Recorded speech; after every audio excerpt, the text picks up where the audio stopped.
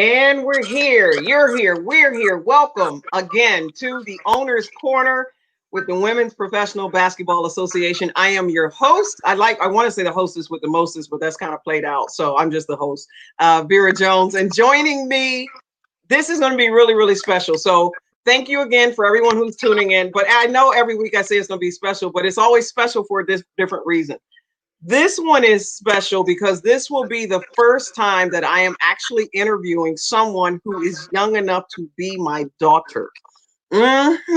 Please welcome aboard Asia Williams from the Mississippi Eagles. Yay! Welcome inside the Owner's Corner. Asia, how are you? I'm pretty good. Thank you for having me. Thank you. Thank you for coming on. We had a little bit of technical difficulty. Please don't disappear on me again. Tell your internet to hold on, hang in there. I was in pure panic, so now I'm sweating. But I'm so happy to have you in the studio. Now, I was forewarned before you came on that you are the WPBA's youngest owner. And I don't think you'll be too mad at me if I go ahead and just blurt out to everybody. Not only is she the youngest owner, she's only coming up on her 25th birthday on Friday. So happy birthday in advance. But 24 years of age, you started doing this at 23. That just blows my mind. And I want to get to that part. But it sounds like just from talking to you in the green room, you started doing everything young. You were 3 when you fell in love with the game. Tell me a little bit more about that. Yes, I had my uncles and brothers to thank for that. I mean, uncles and my dad to thank for that. But I always watched them play basketball, and I seen one of them just dribbling behind their back. I'm like, I want to do that. And after that, my mom bought me one of the tallest basketball, and I've been trying to dunk and do everything else since then. So I always loved basketball, so it just been in me. And where's home for you? Jackson, Mississippi. Jackson, Mississippi. So you played your high school basketball in Jackson, Mississippi. What school? Provine High School. Provine High School. And from coming out of Provine High School, according to my little notes here, one of the top 12 players in the entire state. That is impressive. So you had some game, and it wasn't that long ago. That's the part that everyone else is like, yeah, you can make up lies. Yeah, back in the 80s, I dunked a few times. I showed Michael Jordan how to do some things. You make it up, right? Yours is we can all check. We can Google you. But that's very impressive that you had that kind of game. And then went on. Now you had an interesting route to college because you ended up playing your ball at Cal State. Which one was it? It's one of them Cal States. Bakersfield. Bakersfield. Almost said Cal State Berkeley. Cal State Bakersfield. But you came in through the junior college route. Talk about your transition out of high school, how you ended up going to a junior college, and how you went from Mississippi clear across the country to California. Talk about that journey a little bit. Well, in high school, I was all about basketball. My parents tried to get me to focus on school, but I just knew I wouldn't play basketball. And that's kind of how I ended up in JUCO. It wasn't because I couldn't play. And a lot of people think junior college for players that are less talented. That's something that I thought as well. But luckily, God had another route for me because I had 15 offers coming out of high school, so I had top choices. But far as grades, I had to go to junior college route, but that encouraged me to have more patience and more determination into my grades, and I graduated and focused on my degree. And that's how I got on to Cal State Bakersfield. Now, Kobe Bryant was always my favorite, and Lisa Leslie, so I always knew I wanted to go to California. And I thought I was going to play for Pat Summit, so I never thought that it was going to be for college. But I thought there was a D2 school when they first started recruiting me, so I didn't pay them much attention. But I did more research, and I found out that the head coach, his daughters are DeWanna Bonner and Erica McCall. And most players that he graduate go overseas. I'm like, okay, he had players in WNBA, he has daughters in WNBA, and also players overseas. Is something I want to do. Took me a trip. That was my first time getting on the airplane, first time doing anything. And that was my first trip, and I fell in love with it. And surprisingly, a lot of people from Mississippi are in Bakersfield. I was surprised. But Yes, and after Wow. that, I just knew that's a school that I wanted to go to, and I always wanted to go to California. So, Well, that's an amazing connection. So you found some homies, some Mississippi homegirls and boys, okay, all the way out in California. That is awesome. How was your career there? um, it was pretty good. My first year, I came in as a junior. A lot of people had high hopes for me, and I came in first 4 games. I broke 4 records, did pretty good. But then I changed my style of play. I'm the type of player I don't care what the shot clock says. If I'm open, I'm going to take the shot. And he Uh-huh. wanted to adjust it to me taking a shot under 10 seconds. So it kind of took me out of my comfort zone, and I did pretty Hmm. bad that season. But I bounced back my senior year, and I took our team to the championship the first time ever in history. I was they did not give me my accolades before the Hmm. season because Hmm. like I said, I had a bad season, but they named me first team after that, and also newcomer award. So I Okay. did pretty In good in the getting here. WAC, the Western Athletic Conference, right? Yes, ma'am. That is awesome. Congratulations on a very successful career. Thank That's awesome. And so after that, overseas. Yes. you. Yes, All yes. right. So Where'd you go, to Europe, or where'd you I go? went to Santander, Spain. Spain. Did you speak Espanol? No, even though I've been taking Spanish since like 6th grade, so could not Okay. speak. Do you like no, I just want a slice of pizza. How, yeah, pizza, right? I used my phone to translate with a lot of things Good. that I did out there. But it was a great experience, and I got to realize that even though we're from different places, we're all the same. It's just a great experience to be able to go other places, especially being from Mississippi. Most people don't get to do that. I love that. I love, and let's talk about that a little bit, because I think what's so exciting, for me, just sitting here talking to you, feeling like your mom, right? I'm just sitting here talking to you. I'm going, look at what you've done in your young career. Look at what you've overcome, with the JUCO route and then going out, and making a difference, and, making it all the way to the championship game. Very few players, as many players that go to college, they don't get to say, that these things happen to them, right? And so you've made it all work. um, what drives you, and what would you say to people, especially young people like yourself, to keep pushing? Because not only did you overcome obstacles to go, because that's a long trip to go from Mississippi to California, not necessarily knowing anyone, coming in as a junior out of a junior college with mixed expectations, then going on and actually playing in the championship game of the Western Athletic Conference, being an all conference player. Then you come out, you actually go overseas. There are tons of college players that want to go overseas and still can't, and you do it. And it looks like you're frozen again. So this was some of what we were dealing with before. So I was hoping to get to the point. I think Asia is going to have to call us back. If you're just joining us, I am going to, I'm hoping, because I can hear you. Asia, can you still hear me? Yes, and I can see you. Okay, all right. You're frozen, but my question to you, if you can hang in there, is just how is it? What would you say to young people that may feel defeated? How can you set the example for them, and give them some encouragement right now? It's not where you come from or where you started. It's how you handle those certain situations and what you do after that for those outcomes. And I say that to say because I have all stereotypes against me. I'm young, I'm black, I'm from Mississippi, I have dreads, I also have tattoos. And it just is a whole lot of things that's against me, and a lot of things that with those stereotypes that tell you that you cannot make it, you would not be successful, and a whole Asia? All right, looks like we have lost Asia. For those of you that are just tuning in, I'm Vera Jones, and you're listening to the WPBA Owners Corner. WPBA is the Women's Professional Basketball Association. Live action does kick in May of 2021.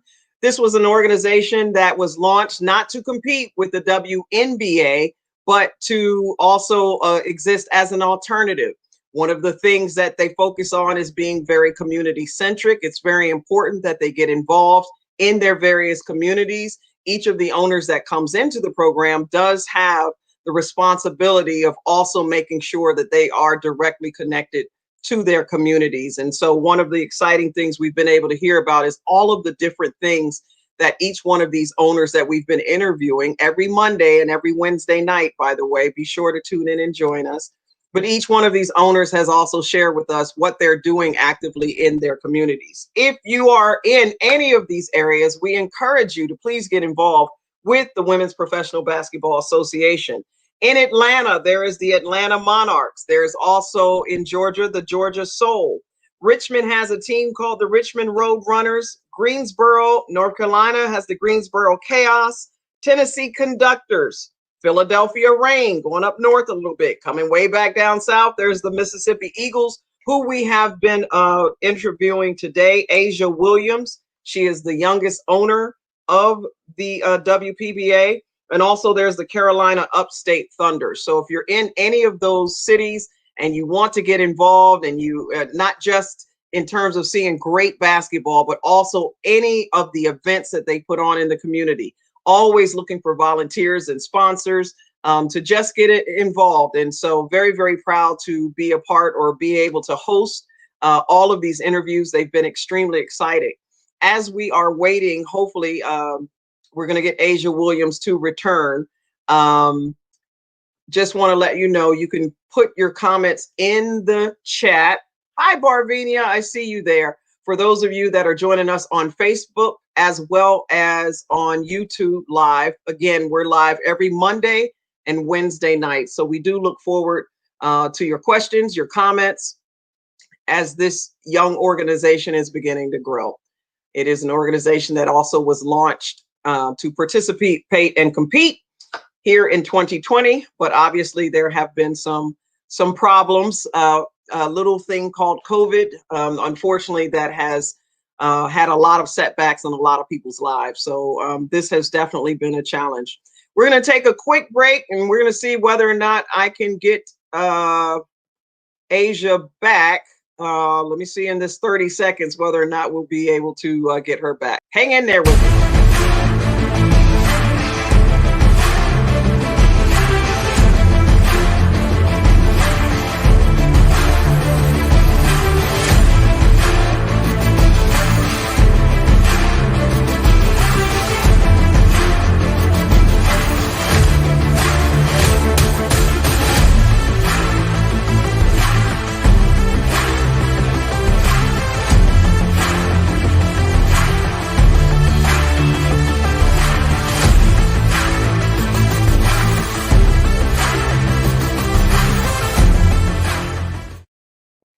So we've been waiting for Asia Williams to come back. She is the owner of the Mississippi Eagles with the Women's Professional Basketball Association. She was running into some technical difficulties early on, and we thought that it was going to survive, but apparently not.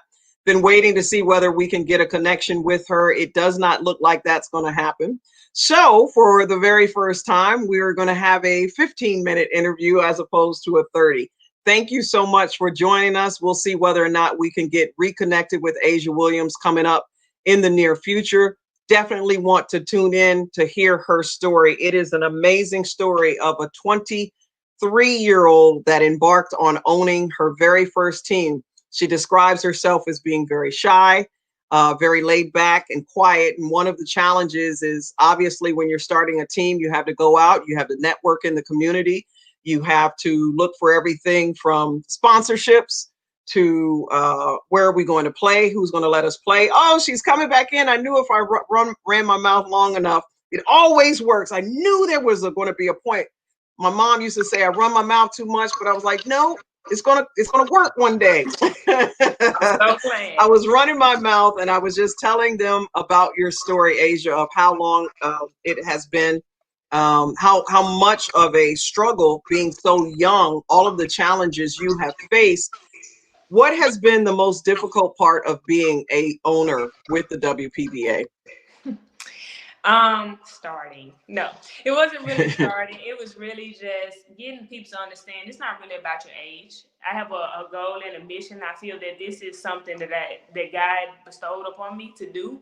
And Mhm. he also will let you be indoors in rooms where you don't have credentials to be at.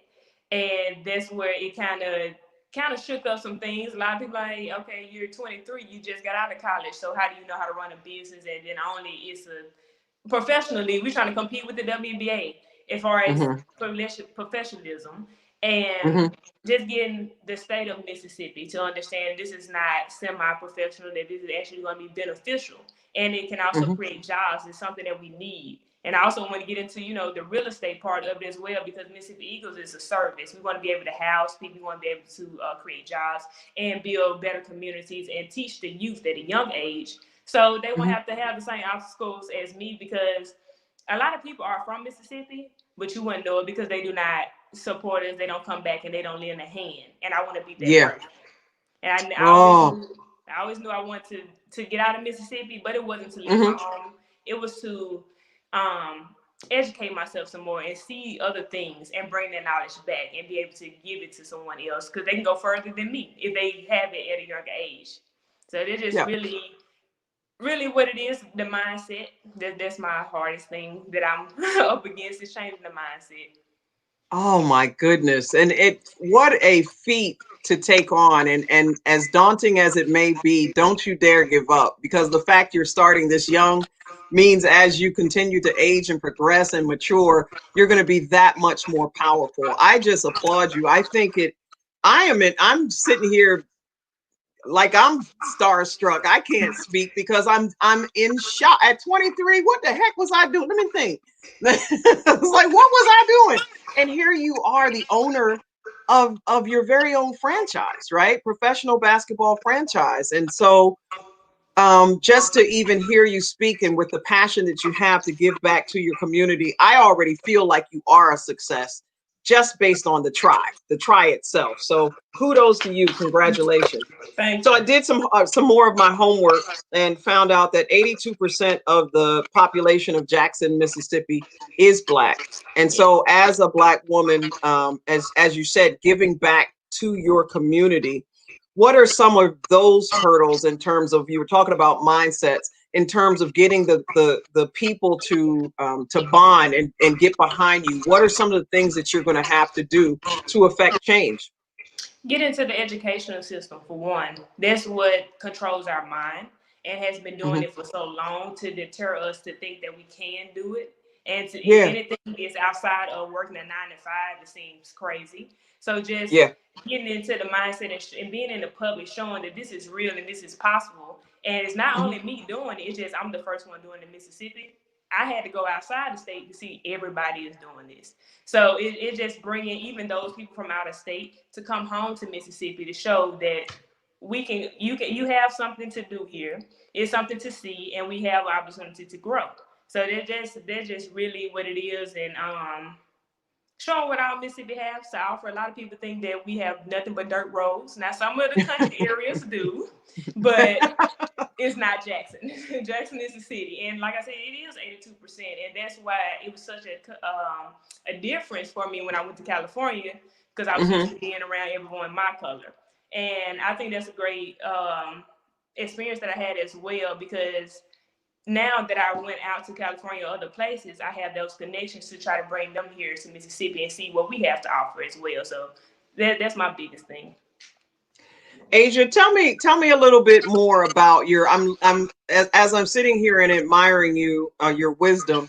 As much as I want to say that you did a lot on your own, I also know you probably had great folks as well. Now your dad, he coached basketball, played basketball. What's his story? Well, he actually played baseball, and he played for the Sonic Boom, which is Jackson State University's band.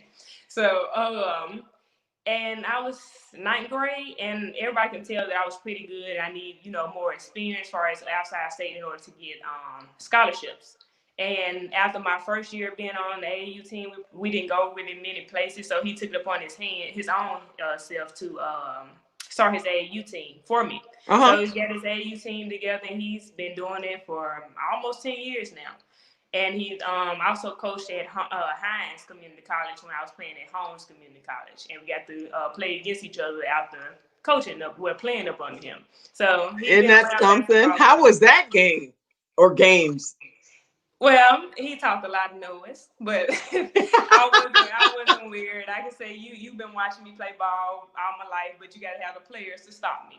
So there was a lot of Okay. trash talking, but I won, and so it was just fun. Okay, good, good, good. And then you were also telling me your stepmom has a show on Lifetime. What's that all about? Yes, it's Bring It. She's the coach of Dancing Dolls. She's been around, I think, about 20 years with the Dancing Dolls, It and is something. that has inspired me because she's also from Jackson, Mississippi, and to be able to see a woman do take nothing into something and be able to be inspiration to not only just people in Jackson, but she's on Lifetime. Everyone in the world was able to Mm-hmm. see her, and she brought positivity into Jackson. It's something that we don't have. A lot of people just think it's nothing but negativity and killings, which we are high in violence. But we Mm-hmm. have strong women and men that are trying to shine a light in a better view of Jackson. I love it. I love it. And uh, what was the light bulb that went off for you though about taking a job, or not taking a job, but owning a team with the Women's Professional Basketball Association? It goes back to me wanting to play overseas so bad, and it's not working out. I went to a couple of pro combines and went through 4 agents. I didn't have the Wow. yes in a short amount of time, just trying to figure out the ropes with it. Because some people just Mm-hmm. want it for money, some people, really actually want to see you succeed. And I was just, stuck in the middle. Okay, let me play with the Atlanta Monarchs and give me some film until I find out what I'm gonna do about overseas. And once I Mm-hmm. kept seeing the dead ends with it, I'm like, okay, what am I going to do now? Am I going to still continue to go pro combines, or should I start my own team? And I think that's what I had to do, was start my own Mm-hmm. team so other people like me and other people wouldn't have to be in the same position that I was. There's a lot of girls that stopped playing basketball because they didn't have nowhere else to go. Not that they wasn't talented, it just wasn't the resources.